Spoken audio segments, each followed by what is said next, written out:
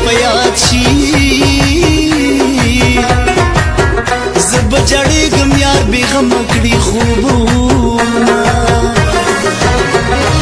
جانا نزل کې مې درځې کا زپتن کې عمر غمو خوړلی یما چرته به تور غرو ته لاړ شمه جانان د بل شو سپکې مې څه کومه